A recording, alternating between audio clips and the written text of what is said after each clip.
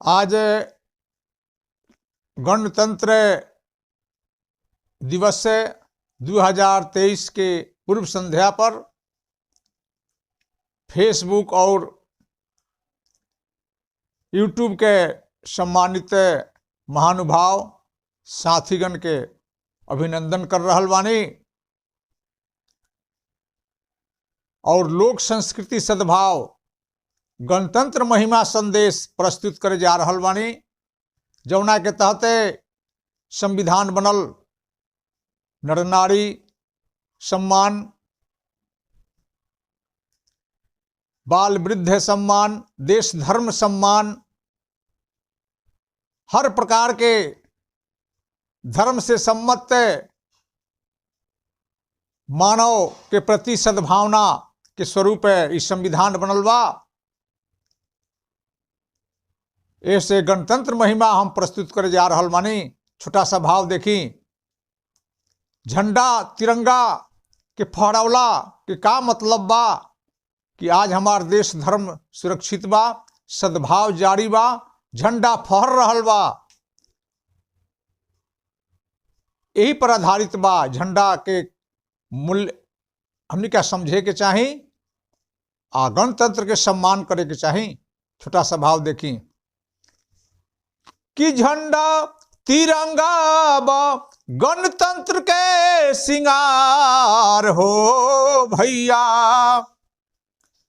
झंडा तिरंगा बा गणतंत्र के सिंगार हो भैया, अमर शहीदन के थाती राखी बरकरार हो भैया, अमर शहीदन के थाती राखी बरकरार हो भैया, झंडा तिरंगा बा गणतंत्र के सिंगार हो भैया, झंडा तिरंगा बा गणतंत्र के सिंगार हो भैया। तो देश भारत के गणतंत्र के जानी अमर कहानी, यह तिरंगा खातिर कितना भइल बा कुर्बानी, यह तिरंगा खातिर कितना भइल बा कुर्बानी।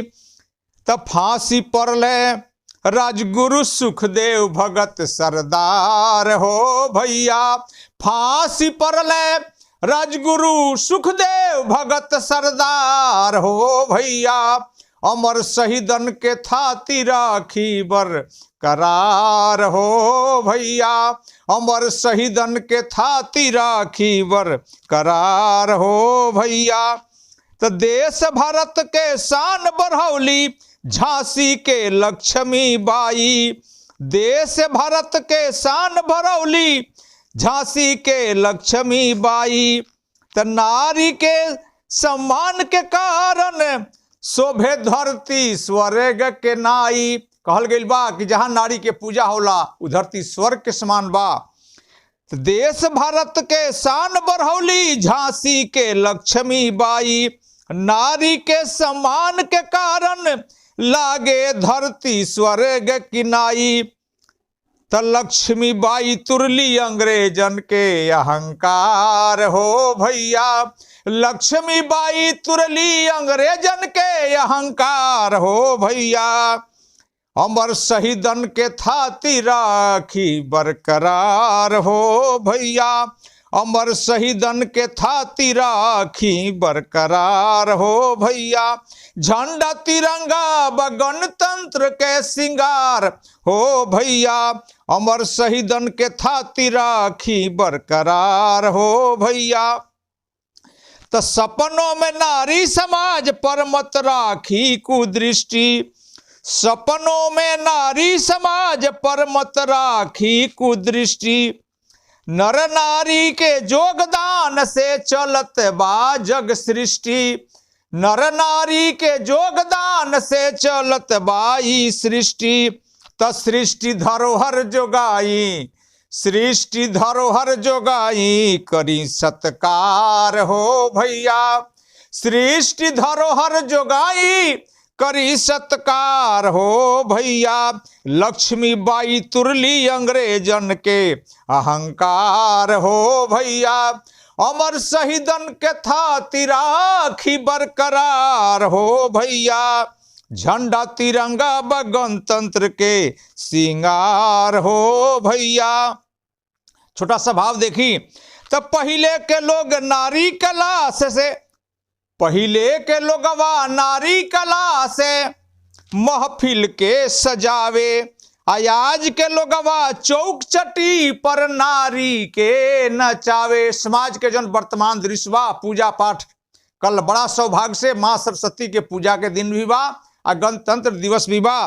थोड़ा सा ध्यान देहल जाई कि पहले के लोगवा नारी कला से महफिल के सजावे, आज के लोगवा चौक चटी पर नारी के नचावे।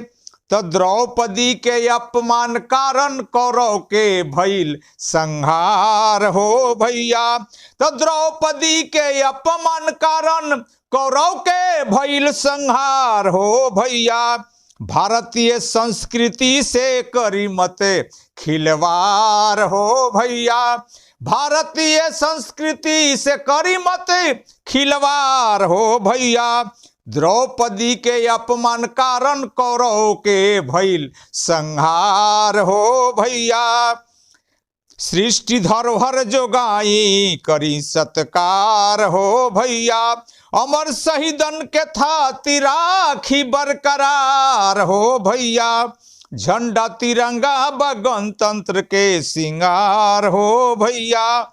तो डॉक्टर भीमराव अंबेडकर ऐसन आपन इतिहास बनाई, डॉक्टर भीमराव अंबेडकर ऐसन आपन इतिहास बनाई। जात पात से ऊपर उठ के देश विकास कराई, जात पात से ऊपर उठ के देश विकास कराई। तो धर्म ग्रंथ के मत करी तिरस्कार हो भैया, धर्म ग्रंथ के करी मत तिरस्कार हो भैया। अमर शहीदन के थाती राखी बरकरार हो भैया, झंडा तिरंगा व गणतंत्र के सिंगार हो भैया। भारतीय संविधान के करी स्वीकार हो भैया, झंडा तिरंगा व गणतंत्र के सिंगार हो भैया। छोटा सा भाव देखिए, हिंदू मुस्लिम सिख ईसाई सब लोग बा भारतवासी बा, हिंदू मुस्लिम सिख ईसाई सब लोग भारतवासी बा। मानव हृदय ही गुरुद्वारा गिरजा घर काबा काशी बा। कहीं नहीं खे जौन मूर्त रूप में बनावल बा, मनुष्य के हृदय में ही सब कुछ बा कि हिंदू मुस्लिम सिख ईसाई सब लोग भारतवासी बा। मानव हृदय ही गुरुद्वारा गिरजा घर काबा काशी बा। तो सर्वधर्म के मत छीनी मौलिक अधिकार हो भैया, सर्वधर्म के मत छीनी मौलिक अधिकार हो भैया। अमर शहीदन के थाती राखी बरकरार हो भैया, झंडा तिरंगा व गणतंत्र के सिंगार हो भैया। तो कहे नागेंद्र राष्ट्रभक्ति से बढ़ के ना राजनीति बा, तो कहे नागेंद्र राष्ट्रभक्ति से बढ़ के नाही ई राजनीति बा।